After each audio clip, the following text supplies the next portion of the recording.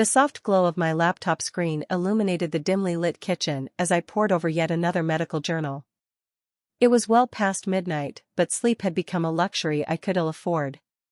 My son, Diego, was finally resting peacefully in his room, the gentle hum of his white noise machine a constant reminder of the challenges we faced daily.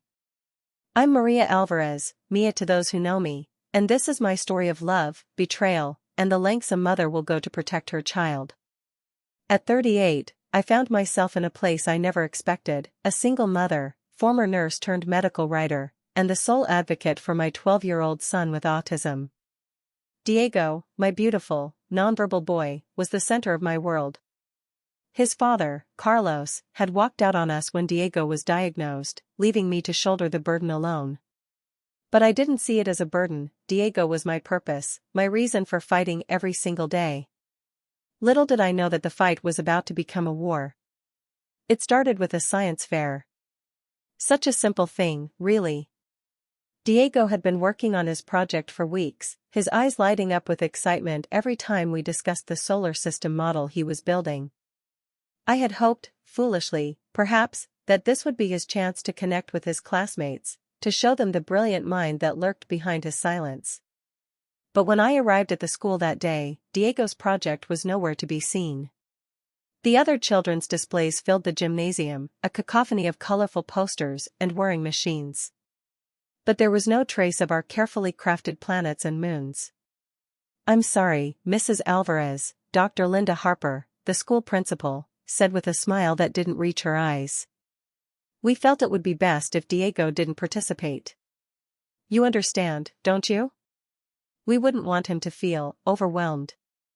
I felt the familiar anger rising in my chest, but I pushed it down.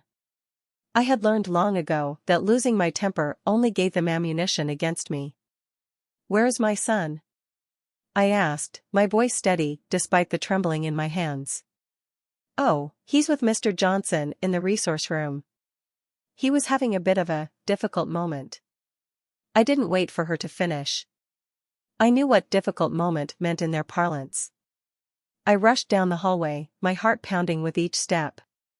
The sound of muffled cries grew louder as I approached the resource room. What I saw when I burst through the door would haunt me for months to come. Diego was on the floor, his arms pinned to his sides, by Mr. Johnson, the PE teacher. My son's face was red, tears streaming down his cheeks as he struggled against the man's grip. The solar system model lay in pieces around them, planets scattered like broken dreams. "Get your hands off my son!" I screamed, all pretense of calm evaporating in an instant. Mr. Johnson looked up, startled. "Mrs. Alvarez, I can explain." But I wasn't listening. I shoved him aside, gathering Diego into my arms. He clung to me, his body shaking with sobs. I could feel the rapid beat of his heart against my chest, and in that moment, something inside me snapped. This wasn't the first time the school had failed Diego, but I swore it would be the last. The next few days were a blur of meetings, each one more infuriating than the last. Dr. Harper sat behind her massive desk, her perfectly manicured nails steepled in front of her as she spoke in soothing tones about policies and procedures. "Mrs. Alvarez," she said, her voice dripping with false sympathy, "you have to understand that Diego's behavior was unmanageable. Mr. Johnson was simply following protocol for restraining a student who poses a danger to himself and others." "A danger?"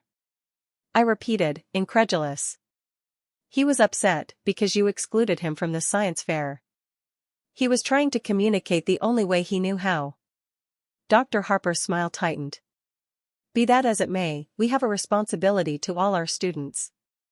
Perhaps it's time to consider whether our school is the right fit for Diego's unique needs." The implication was clear, they wanted Diego out. My son, who had never harmed anyone, who tried so hard every day to fit into a world that wasn't designed for him, was being treated like a problem to be solved rather than a child to be nurtured. But Dr. Harper wasn't finished. She leaned forward, her voice lowering to a conspiratorial whisper. "Of course, if you feel we've mishandled the situation, you're welcome to file a formal complaint. But I should warn you, such actions often lead to increased scrutiny. Child Protective Services takes a keen interest in cases where a parent might be struggling to provide appropriate care for a child with special needs. The threat was thinly veiled, but it hit its mark. My blood ran cold at the thought of CPS showing up at our door, of the possibility of losing Diego. For a moment, fear threatened to overwhelm me. But as I looked into Dr. Harper's smug face, something else took its place: rage. White-hot and all-consuming, it filled every fiber of my being. In that moment, I made a decision. I would no longer play by their rules. If they wanted a fight, I would give them a war. "Thank you for your time, Dr. Harper," I said, standing up. My voice was calm, belying the storm raging inside me. "I'll be in touch." As I walked out of her office, my mind was already racing, formulating a plan. They thought they could bully me into silence, use my love for Diego as a weapon against me. They had no idea what they'd unleashed. That night, after tucking Diego into bed, I sat at my kitchen table, surrounded by medical journals and legal documents. My nursing background had given me a keen eye for detail and an understanding of documentation that would prove invaluable in the fight ahead. I started small, reaching out to other parents in the special needs community. To my shock, I discovered that Diego's experience was far from unique. There were whispered stories of children being excluded, of timeout rooms that were little more than closets, of teachers untrained and unprepared to handle students with diverse needs. But whispers weren't enough. I needed evidence. I began recording every interaction with the school, hidden microphones capturing the condescension and dismissal that had become all too familiar. I pored over Diego's school records, noting every inconsistency, every lost IEP document, every promise unfulfilled. As the weeks passed, my kitchen table transformed into a war room. Maps of the school district covered one wall, red strings connecting key players in what I was beginning to suspect was a far-reaching conspiracy of neglect. My laptop became a repository of damning evidence, emails, financial records, testimonies from frightened but determined parents. But it wasn't enough to simply expose the problem. I needed to understand the system to dismantle it. I spent my nights researching education law, special needs advocacy, and investigative journalism techniques. By day, I was still Mia the medical writer, churning out articles on rare diseases and breakthrough treatments. But by night, I was becoming something else, an avenger. It was during one of these late-night research sessions that I stumbled upon something that made my blood run cold. Buried deep in the school district's financial reports was a discrepancy, a significant one. Funds earmarked for special education programs seemed to be disappearing into thin air. At first, I thought it must be a mistake. Surely even Dr. Harper, with all her faults, wouldn't stoop to embezzlement. But as I dug deeper, the evidence became undeniable. Someone was siphoning off money meant to help children like Diego, and all signs pointed to the principal's office. This was it. The key I needed to blow the whole thing wide open. But just as I felt I was making progress, life threw another curveball my way. Carlos, my ex-husband and Diego's absent father, suddenly reappeared on the scene. "Mia," he said, standing on my doorstep one evening, looking as handsome and unreliable as ever. "We need to talk about Diego." I wanted to slam the door in his face, to scream at him for abandoning us when we needed him most. But Diego was in the other room, and I wouldn't let him hear us fight. "What do you want, Carlos?" I asked, stepping outside and closing the door behind me. "I've been doing a lot of thinking," he said, running a hand through his hair, a gesture so familiar it made my heart ache despite myself.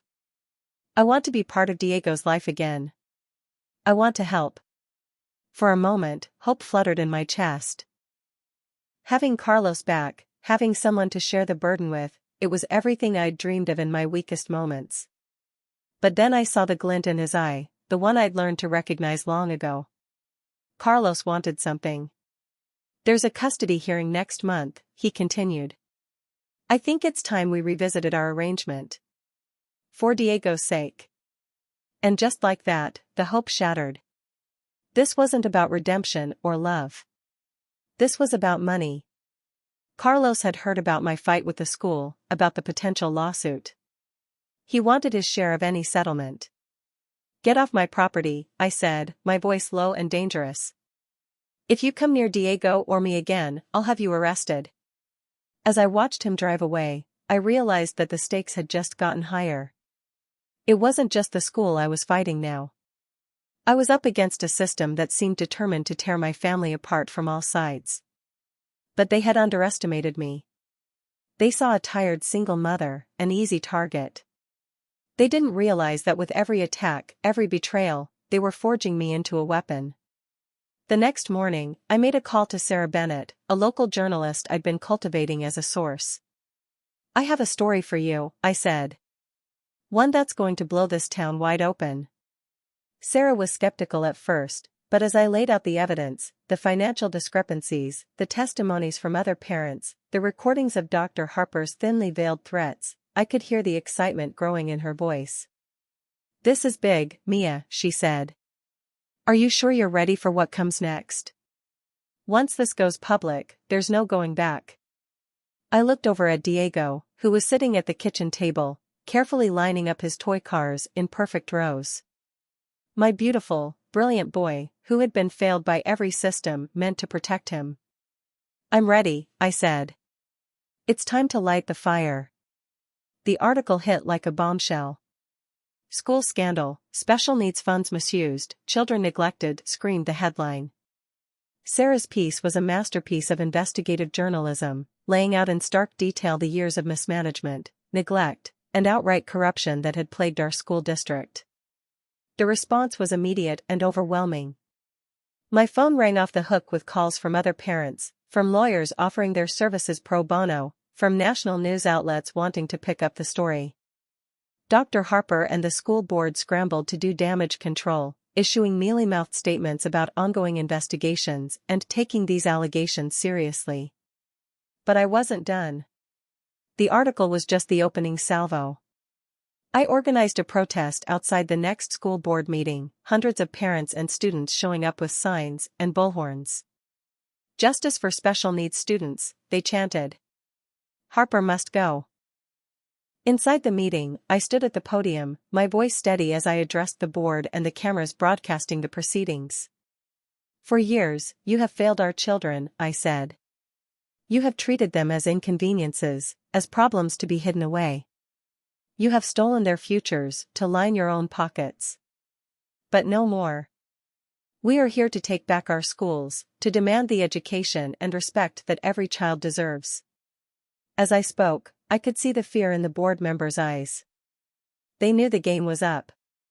In the weeks that followed, the dominoes began to fall. Dr. Harper resigned in disgrace, facing criminal charges for embezzlement. The school board was dissolved, replaced by a citizens' oversight committee. Carlos, realizing there would be no easy payday, slunk back into the shadows. But the real victory came in the changes I saw happening in our schools. New training programs for teachers working with special needs students. Increased funding for support services. A complete overhaul of the IEP process to ensure true collaboration between educators and parents. And Diego, my brave, beautiful Diego. I saw him flourishing in ways I had only dreamed of. His new teachers, unburdened by the toxic culture of the old regime, found ways to connect with him, to nurture his unique gifts. One evening, as we sat together on the porch swing, watching the sunset paint the sky in brilliant oranges and pinks, Diego reached out and took my hand. He looked at me with those soulful brown eyes, and for a moment, I saw in them a depth of understanding that took my breath away. In that silent exchange, I felt a lifetime of love, of struggle, of triumph. We had walked through fire together, my son and I, and we had emerged stronger for it. The battle was far from over. I knew there would be more fights ahead, more systems to challenge, more injustices to right. But looking at Diego, feeling the warmth of his hand in mine, I knew that we were ready for whatever came next. We had been silent for too long, my son and I. But now, our voices, in whatever form they took, would be heard. And in that voice, in that fight for justice, we had found a bond stronger than any force that had tried to tear us apart. As the last light faded from the sky, I pulled Diego close, breathing in the scent of his hair. We did it, Mijo, I whispered. We showed them all. And in the quiet of the evening, in the warmth of my son's embrace, I felt the embers of our silent revolution glowing bright, ready to ignite a new dawn of understanding and acceptance for all those who had been pushed to the margins. Our story wasn't over. It was just beginning.